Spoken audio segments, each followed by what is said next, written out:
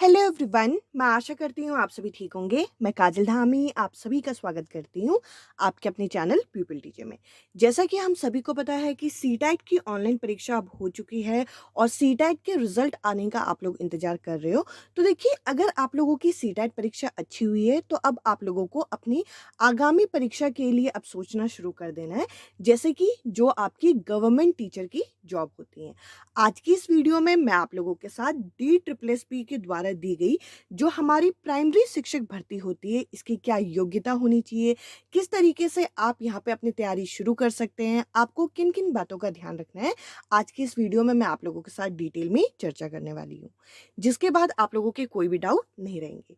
तो देखिए, सबसे पहले अगर हम प्राइमरी टीचर जिसे हम PRT के नाम से जानते हैं, जो कि अभी देखिए DSSP ने हमारे सामने टेंटेटिव डेट यहाँ पे निकाली है, जिसमें हमें ये बताया गया है कि जो PRT की परीक्षा है ये आपकी सितंबर के महीने में होगी। अब देखिए, आप सोचेंगे कि अभी हमारे पास बहुत सारा टाइम है, हम आराम से तैयारी कर सकते हैं। तो देखिए, होता क्या है, फॉर्म निकलने के बाद 2 से 3 महीने के अंदर ही आपकी परीक्षा ली भी जाती है, रिजल्ट भी आ जाता है। तो देखिए, आपके पास टाइम बहुत कम होता है। तो आपको अभी से अपनी तैयारी धीरे-धीरे शुरू कर देनी है और सबसे पहले तो आपको बेसिक चीज़ें यहाँ पे समझनी है। अगर हम यहाँ पे वैकेंसी की बात करें DSSP द्वारा जो हमारी PRT पोस्ट के लिए निकाली जाती है, वो हमारी MCD की, हमारी NDMC की और हमारी जो दिल्ली की जो गवर्नमेंट स्कूल होते हैं DOE के अंडर जो आते हैं, उसमें हमारी ये देखी जाती है। आप इन तीनों में से किसी के लिए भी यहाँ पे अप्लाई कर सकते हो और यहाँ पे आप जो है ये प्राइमरी टीचर के लिए एलिजिबल हो जाओगे। इसके अलावा देखिए, अगर हम योग्यता की बात करें, एलिजिबिलिटी की बात करें, तो देखिए एलिजिबिलिटी क्या होनी चाहिए आपकी, आपको ये भी अच्छे तरीके से क्लियर पता होनी चाहिए। तो देखिए, अगर आप PRT पोस्ट के लिए यहाँ पे अप्लाई करना चाहते हो, तो PRT पोस्ट के लिए अप्लाई करने में आपकी जो योग्यता होनी चाहिए, आपकी जो एलिजिबिलिटी होनी चाहिए, सबसे पहले तो 10+2 में यानी कि जो 12th क्लास आपने पास किया है, उसमें कम से कम आपके यहाँ पे 50% मार्क्स होने चाहिए। यहाँ पे ग्रेजुएशन नहीं मांगा जाता। प्राइमरी लेवल पे आप लोगों का ग्रेजुएशन नहीं मांगा जाता। अगर 12th में भी अगर आपके 50% है तो आप इस परीक्षा के लिए योग्य हैं। इसके अलावा आपने 2 ईयर का जो डिप्लोमा कोर्सेज होते हैं, जैसे कि हो गया JBT हो गया, DLED हो गया या BTC हो गया, ये जो कोर्सेज होते हैं जो 2 ईयर के होते हैं, इनमें से कोई एक आपने यहाँ पे किया होना चाहिए। इसके अलावा एक डाउट आप लोगों का होता है कि मैंने यहाँ पे BEd कर रखा है, क्या मैं यहाँ पे PRT के लिए एलिजिबल हूँ? तो PRT में आपका BEd वालों को एलिजिबिलिटी नहीं दी जाती, ये आपको क्लियर होना चाहिए सबसे पहले। इसके अलावा PRT पोस्ट के लिए आपका CTET पेपर 1 यहाँ पे क्वालिफाई होना चाहिए।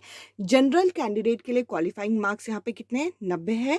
इसके अलावा OBC SC ST के लिए यहाँ पे किस तरीके से रखा गया है, इस चीज को जरा एक बार ध्यान से समझिए। अगर आप यहाँ पर इस चीज को जरा ध्यान से सुनिएगा, अगर आप दिल्ली के ओबीसी हैं, दिल्ली के ओबीसी हैं तो आपके 82 मार्क्स में भी सीटेट क्वालिफाई माना जाता है।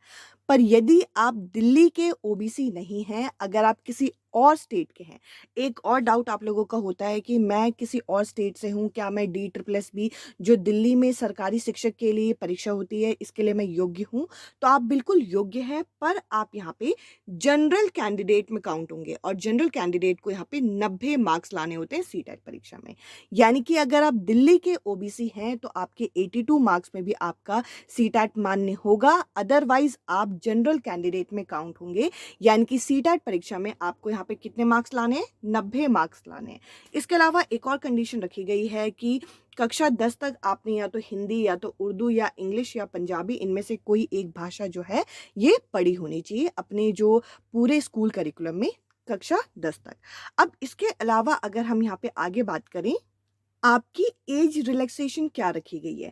तो देखिए, आप लोगों की जो आयु हो, जो एज हो, कितनी होनी चाहिए ये DSSP में PRT के लिए एलिजिबल होने के लिए? तो देखिए, 30 वर्ष जो है यहाँ पे रखी गई है, मेल और फीमेल दोनों की। यहाँ पर जो PRT पोस्ट होता है इसमें फीमेल के लिए भी आपको 30 जो है यहाँ पे एक लिमिटेड एज रखी गई है। इसके अलावा यहाँ पे बताया गया है कि जो रिजर्व्ड कैटेगरी होती हैं, इनके लिए यहाँ पे अपर एज लिमिट किस तरीके से यहाँ पे सेट किया गया है, आप इसे यहाँ पे देख सकते हैं। अगर आप एक SC ST कैंडिडेट हैं तो आपको यहाँ पे क्या है, आपका 5 साल का यहाँ पे एज रिलैक्सेशन दिया गया है। इसके अलावा अगर आप दिल्ली के ओबीसी हैं, जैसे कि मैंने कहा ओबीसी यहाँ पे दिल्ली के होने चाहिए, बाकी एससी एसटी आप कहीं के भी हों आप काउंट होंगे। तो देखिए दिल्ली के जो ओबीसी हैं उनको 3 साल का एज रिलैक्सेशन, पीडब्ल्यूडी से हैं तो आपको 10 साल का, अगर पीडब्ल्यूडी के साथ-साथ आपके पास एससी एसटी का सर्टिफिकेट है तो 15 साल का। इसके अलावा पीडब्ल्यूडी के साथ अगर आपका दिल्ली का ओबीसी है तो आपको 13 वर्ष का यहाँ पे एज रिलैक्सेशन दिया गया है। इसके साथ-साथ अब हम कुछ और डिटेल में यहाँ पे बात करते हैं कि हमारा एग्ज़ाम का पैटर्न क्या रहता है और साथ ही साथ एग्ज़ाम के पैटर्न में नेगेटिव मार्किंग किस तरीके से होती है, पेपर किस तरीके से सेट होता है, क्या-क्या चीज़ें हमसे पूछी जाती हैं। अगर आप यहाँ पे एग्ज़ाम पैटर्न को अच्छे से समझ जाएँ तो आपको यहाँ पे अपनी तैयारी शुरू करने के लिए आपको ज़्यादा इधर-उधर जाने की ज़रूरत नहीं होगी। तो देखिए सबसे पहले जो DSSB में जो पीआरटी एग्ज़ाम होता है, ये आपके इसमें किस तरीके के क्वेश्चन पूछे जाते हैं, तो इसमें मल्टीपल चॉइस क्वेश्चन पूछे जाते हैं यानी कि एमसीक्यू पूछे जाते हैं। और एमसीक्यू कितने पूछे जाते हैं, यहाँ पे आपके 200 एमसीक्यू पूछे जाते हैं। अब ये जो 200 एमसीक्यू पूछे जाते हैं वो आपके 2 अलग-अलग पार्ट में पूछे जाते हैं, पार्ट ए और पार्ट बी। अब आप कहेंगे कि पार्ट ए और पार्ट बी क्या है? ये 2 तरीके के पेपर होते हैं। पेपर 1 जो होता है वो जनरल पेपर होता है, यानी कि जिसमें आपका करंट अफेयर, जिसमें आपकी इंग्लिश, हिंदी, सामान्य ज्ञान, रीज़निंग, तर्क वगैरह पूछा जाता है। पेपर 2 जो होता है, पार्ट बी जो होता है, इसमें आपने जो अपनी टीचिंग प्रैक्टिस के दौरान पेडागॉजी वगैरह पढ़ी है, उससे संबंधित यहाँ पे क्वेश्चन आते हैं। इसको ज़रा डिटेल में एक बार देखते हैं। तो देखिए सबसे पहले तो आप यहाँ पे देखिए कि अगर हम पार्ट ए की बात करें, तो पार्ट ए में क्या-क्या विषय पूछे जाते हैं और कितने-कितने अंकों के होते हैं। पार्ट ए का पहला जो विषय होता है वो जनरल अवेयरनेस होता है, यानी कि इसमें करंट अफेयर से संबंधित क्वेश्चन पूछे जाएँगे और करंट अफेयर करने के लिए सबसे बढ़िया तरीका है कि पिछले 6 महीने के आप करंट अफेयर अच्छे से पढ़ लीजिए और साथ ही साथ आप कुछ प्रीवियस ईयर क्वेश्चन पेपर को देखिए ताकि आपको पता चले कि करंट अफेयर में किस-किस एरिया से पूछा जाता है। जैसे कि स्पोर्ट्स के क्वेश्चन पूछे जाते हैं, तो आप स्पोर्ट्स का टॉपिक अच्छे से तैयार कर लीजिए। तो इस तरीके से आपको आइडिया लग जाएगा करंट अफेयर। तो देखिए जो जनरल अवेयरनेस है यहाँ पे इसके आपको 20 क्वेश्चन पूछे जाते हैं, जो कि 20 अंकों के होते हैं। इसके साथ-साथ जो आपकी यहाँ पे जनरल इंटेलिजेंस यानी कि आप रीज़निंग कह लीजिए, रीज़निंग के कितने प्रश्न पूछे जाते हैं, रीज़निंग के 20 प्रश्न पूछे जाते हैं, जो कि 20 अंकों के होते हैं। इसके साथ-साथ हमें 3 और विषय यहाँ पे पूछे जाते हैं। यहाँ पे अगला है यहाँ पे जो हमारे न्यूमेरल एबिलिटी होती है, यानी कि आप कह लीजिए आसान भाषा में गणित। तो देखिए जो पीआरटी है इसके लिए भी आपको गणित भी तैयार करना है क्योंकि इसके 2 पार्ट में पेपर होता है। पेपर ए, पेपर बी या फिर पेपर 1 या पेपर 2 आप कह सकते हैं। इसके आपके 20 क्वेश्चन 20 अंकों के, हिंदी और उसका हिंदी लैंग्वेज यानी कि ग्रामर वगैरह पूछेंगे, कॉम्प्रिहेंशन पूछेंगे, ये भी 20 अंकों का और 20 क्वेश्चन आपको दिए जाते हैं। साथ ही साथ इंग्लिश के भी आपको 20 क्वेश्चन 20 अंक। अब यहाँ पे देखिए, ये जो पूरा पार्ट है, यहाँ पे मैं आपको लिख के समझा रही हूँ। जो आपका यहाँ पे पेपर ए बोला गया है, पेपर ए मतलब जो आपका पार्ट ए है, इसमें आपके 100 प्रश्न पूछे जाएँगे, जिसको 5 अलग-अलग भागों में यहाँ पे विभाजित किया गया है। और पाँचों भाग कितने-कितने अंकों के हैं? 20-20 अंकों के हैं और यहाँ पे DSSB ये चाहती है कि आप दोनों पेपर क्वालीफाई करें। अब आप कहेंगे दोनों पेपर कौन से? पेपर ए और पेपर बी। पेपर बी में क्या पूछा जाता है? अभी मैं बताऊँगी। पेपर बी में क्या पूछा जाता है वो देखेंगे। पेपर ए में क्या-क्या पूछा जाता है? एक तो करंट अफेयर, एक रीज़निंग, एक मैथ्स, एक इंग्लिश, एक हिंदी। और ये जो 100 नंबर है, 100 में से आपको मिनिमम यहाँ पे कितने अंक लाने? 40 अंक लाने हैं, अगर आप यहाँ पे क्वालीफाई होना चाहते हो, अगर आप मेरिट में आना चाहते हो। ये एक मेरिट बेस्ड परीक्षा होती है और अगर आपके 100 में से 40 नहीं आते पार्ट ए में, तो आप यहाँ पे क्वालीफाई ही नहीं करोगे। तो 40 तो मिनिमम लाने हैं। इसके अलावा अगर हम यहाँ पे पार्ट बी की बात करें, तो देखिए पार्ट बी का क्या कहानी है? पार्ट बी के सीधा यहाँ पे 100 क्वेश्चन पूछे जाते हैं। जैसे पार्ट ए को तो 5 भागों में विभाजित किया गया है, पार्ट बी के यहाँ पे सीधा आपके 100 क्वेश्चन पूछे जाएँगे। अब आप कहेंगे कि 100 क्वेश्चन में क्या-क्या चीज़ें आती हैं, हमें तो ये नहीं पता।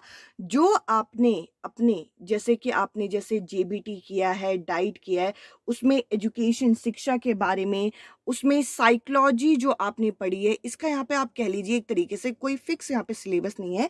जो आपने अपनी टीचिंग प्रैक्टिस के दौरान जो आपने पेडागॉजी पढ़ी है, जो आपने रिसर्च के क्वेश्चन पढ़े हैं, उससे संबंधित यहाँ पे क्वेश्चन आता है। यानी कि आपको जो आपकी एजुकेशनल साइकोलॉजी होती है, जो आपके साइकोलॉजी के सारे जो आपके मेन एरिया हैं, वो सारी चीज़ें पूछ लेते हैं। तो आप प्रीवियस ईयर पेपर देखिए, तो आपको आइडिया लगेगा। 100 क्वेश्चन सीधा यहाँ पे पूछे जाते हैं। और हाँ, यहाँ पर भी आपको मिनिमम कितने लाने, 40 अंक लाने। साथ ही साथ कुछ और आपके डाउट हैं, टोटल क्वेश्चन कितने पूछेंगे? 200 क्वेश्चन पूछेंगे, 100 क्वेश्चन पार्ट ए में, 100 क्वेश्चन पार्ट बी में। हर क्वेश्चन 1-1 अंकों का होगा, तो इस तरीके से पेपर कितने का हो गया? 200 अंकों का। अगर इसमें नेगेटिव मार्किंग की बात करें तो बिल्कुल नेगेटिव मार्किंग है, यानी कि 4 क्वेश्चन गलत होने पे आपका 1 अंक यहाँ पे कटेगा, जो कि 0.25 यहाँ पे बताया जाता है। पेपर का ड्यूरेशन कितना है? पेपर का ड्यूरेशन 2 घंटे का है। साथ ही साथ पेपर जो होगा, क्वेश्चन पेपर आपका किस लैंग्वेज में होगा? ये बाइलिंगुअल होता है। बाइलिंगुअल बोले तो दोनों भाषा में आपके जो क्वेश्चन होंगे, वो आपके इंग्लिश में भी दिखेंगे, आपके हिंदी में भी दिखेंगे, तो आपको इस चीज़ की टेंशन लेने की ज़रूरत नहीं है। आई होप यहाँ पर जो आप लोगों के जो बेसिक डाउट है वो आपके क्लियर हुए होंगे। और साथ ही साथ जो आपका यहाँ पे डिटेल सिलेबस है, इसका पीडीएफ मैंने आप लोगों के साथ टेलीग्राम ग्रुप पे ऑलरेडी शेयर किया हुआ है, जिसमें आपका करंट अफेयर का कौन सा एरिया पूछा जाता है, रीजनिंग में क्या-क्या पढ़ना है, मैथ्स में क्या-क्या पढ़ना है, इंग्लिश हिंदी में क्या-क्या पढ़ना है। साथ ही साथ पार्ट बी का भी डिटेल सिलेबस मैं आप लोगों के साथ अपने टेलीग्राम ग्रुप, जो कि प्यूपिल टीचर नाम से है, इसमें मैं आपके साथ फॉरवर्ड करूँगी। आप लोग वहाँ से उस पीडीएफ को डाउनलोड कीजिए और अपनी तैयारी अभी से शुरू कीजिए। इस वीडियो में इतना ही। अब मैं आपसे मिलूंगी अगली वीडियो में अगले टॉपिक के साथ। Bye bye, take care.